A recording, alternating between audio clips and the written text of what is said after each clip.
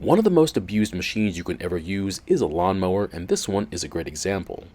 The problem is that most times it's just the maintenance that's neglected. However, this one was quite literally beaten into submission, which happens more often than you think.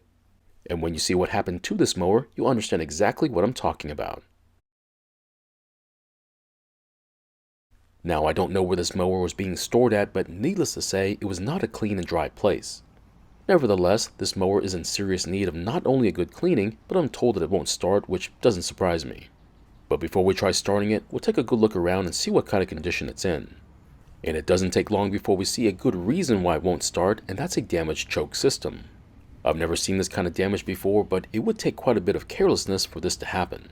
Now, if you need a reminder, a mower is not an indestructible machine, so please try not to bash it into stuff because it's more fragile than you think.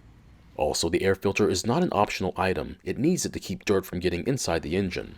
Now, hopefully they didn't run it too long like this, otherwise the engine might be too far gone to save. It looks like the blade is not damaged, which is kind of surprising. However, they did run over trash with it, which is not a good idea. So I guess there's nothing left to do now except prime the engine with some fuel and try starting it.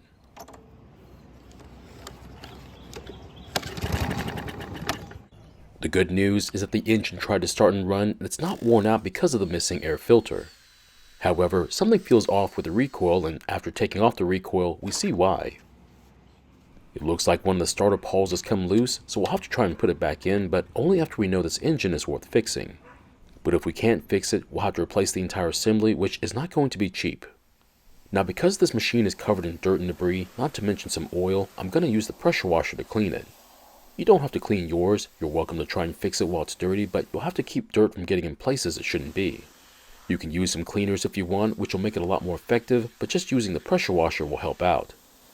Now, you don't need a pressure washer. You can get good results with a garden hose and a good nozzle.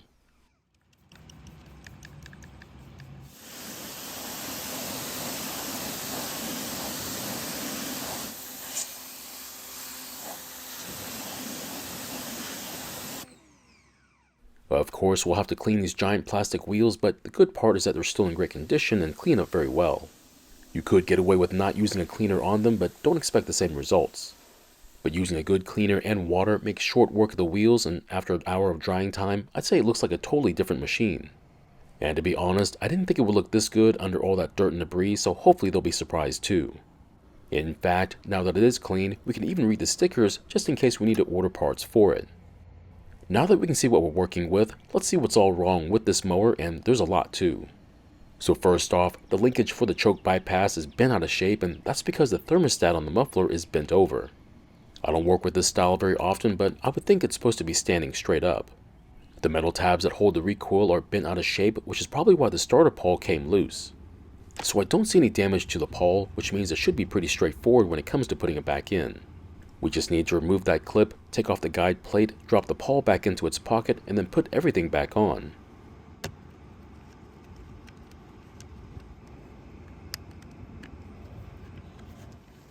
To be honest, it wasn't that bad at all, and it looks like it still works like it should, which is great news for them. This version of the integrated cover and recoil are a lot more expensive than the modular version, which is super cheap to replace. Now, to keep this from happening again, we'll try and fix the alignment by bending these mounting tabs back to where they should be. The only reason why these tabs are bent out of shape is from the top of the engine hitting something hard, which explains the bent over thermostat. Now that we've taken care of the recoil, we should probably take off the carb and inspect its condition. This is pretty easy to do with the recoil off the engine because all we have to do is slide off the fuel tank with it. But after taking off the air filter base, we get to see one reason why this engine isn't working like it should be. As you can see, the choke is stuck because of what happened to the thermostat, so it's a good thing we're looking at the carb too. So what I'm going to do is bend the tab that holds the thermostat, and it's now standing straight up. And after doing that, the linkage is no longer pushing on the choke and it's now free to move. But unfortunately, the linkage is still bent out of shape, so we'll have to try and bend it back into a shape that'll make it work the choke like it should. So I'm not exactly sure how it's supposed to look, but I think it'll work if I straighten the metal like this. And after a few minutes of bending, we need to connect the arm back up and see if it'll work. And as you can see, it's not stuck and can move again, but someone did install the arm on the wrong side to begin with. And even though we just installed it, we need to take it back off so we can take off the carb and fuel tank. So we can't be exactly sure what happened to this engine, but it's easy to say that it had a lot of problems. When taking off the carb, I like to make sure the O-ring and its retainer are accounted for, otherwise they might get in the way when installing the carb. Next, we're going to take apart the carb and inspect its condition, but things are not going to go very well. The first sign of trouble is the blue thread locker on the screws that holds the bowl to the carb. This is simply not needed, but it obviously tells us that someone's been in here and the problems get even worse. While pouring out the fuel in the bowl, I noticed something unusual in it, and it turns out to be the main fuel jet. So I've seen these fall out before, but somehow I think this was a result of some interesting work that was done to the carb. But after looking at the carb some more, the other jet quite easily came out of the cartridge too. But the biggest problem was the needle was stuck in its passage, which is something I've never seen before. And because of how stuck it was and how brittle the metal is, after taking it out, it's beyond saving.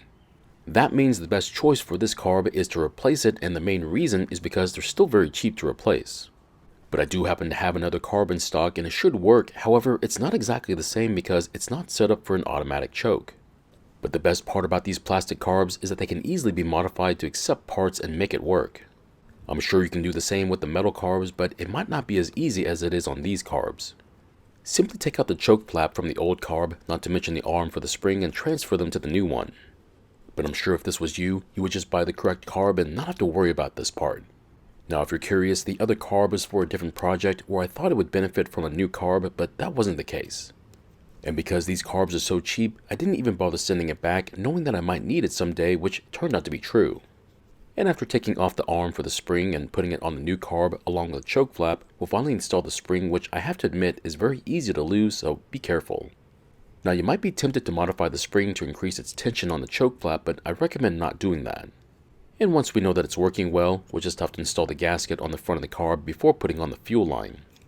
This would also be a great time to replace the fuel line, especially if you think it's become too brittle because of the use of the wrong fuel. Next comes the part that most don't ever seem to inspect, and of course it's the valve clearances, which can impact how the engine starts and runs. That means we need to get to the rocker arms, which are hiding under the valve cover. This is when we find a very nasty surprise waiting for us. The valve cover is stuck to the engine, and taking it off requires a lot of persuasion. And after way too much effort, we finally got the cover off, and it turns out it was sealed to the engine with RTV. We'll deal with that here in a bit, but next we'll rotate the engine until one arm is all the way down while the other one is up and loose. So I like to set my clearances to 5/1000ths of an inch, and to check it, we'll just slide this feeler gauge into the clearance and see how it fits. But come to find out, that gauge is very loose in the clearance, so we'll need to adjust it to close it up, and to do that, we'll loosen the jam bolt in the middle of the adjusting nut. We'll then be able to turn the nut clockwise to close up the gap, but you might have to turn it several times to get it right. We'll then tighten the jam bolt and then double check that the clearance is still set to 5/1000ths of an inch, which it was. And once the arm has been adjusted, we'll rotate the engine again and then do the same process for the other arm. Now luckily for us, the result was the same for this one too. It's much too big and will close up the gap the same way. Now if you have a mower like this and it's several years old, then congratulations on taking good care of it. But if you've never had the clearances checked, then it's only a matter of time before you start to have some running or starting issues. But the most common way of knowing that the clearances are going out of tolerance is when the engine is hard to start when it's very hot. So as for the valve cover, I'm not going to use RTV like was on there before, and instead I'm going to use a paper gasket, but you're free to choose a different option. But if you do use RTV, you might want to let it set up before using the mower, otherwise the valve cover might leak oil. We're also going to try and bend the metal back on the cover, that way it won't look so unsightly. But if you notice, the only metal that was bent was near the top of the cover, since a leak there will be unlikely to happen versus near the bottom. So I'm happy to report that all the repairs and maintenance have been done, besides the oil change and a wheel service. But I think it's time to put the carb and fuel tank back onto the engine and see if it'll start and run before we continue with the rest of it. Now you can choose to go even further with the repairs, such as sharpening and balancing the blade, but that's something we can do later on. Just be careful how much work, effort, and time you put into a project, because you may not realize the other problems it has until you get it started. Once the carb is back on the engine, check and make sure the choke is free to move again and that the bypass arm is in the correct position. Otherwise, if you put it on wrong like it was before we worked on it, you're going to have some problems with it. Now this mower's had a really tough life, but despite all that it's been through, it still survived, so it shows that this engine can take some abuse, which might give you some hope. But to be honest, if your mower's been able to last several years, then I'd say you got your money out of it. But if you want your mower to last more than several years, say a decade or more, then what we've done to this mower should really help out. We're almost done putting this mower back together, at least for a test start. There's no better way to ruin things than by putting the wrong fuel into the tank. So if you can, try using fuel with no ethanol in it, and if not, then try using a good stabilizer to help out. I'm pouring in 89 octane fuel with no ethanol, but I'm also using a good stabilizer just for insurance.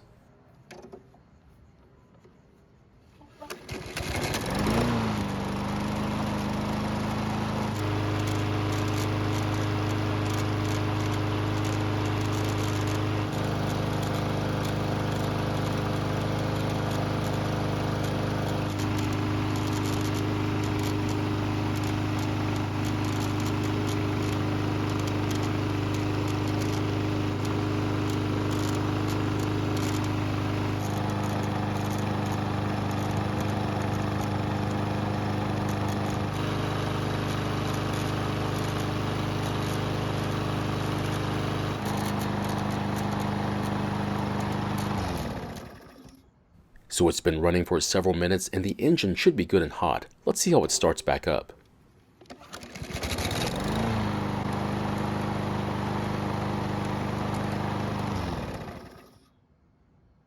And as you just saw, it started right back up with no problems, which is great news.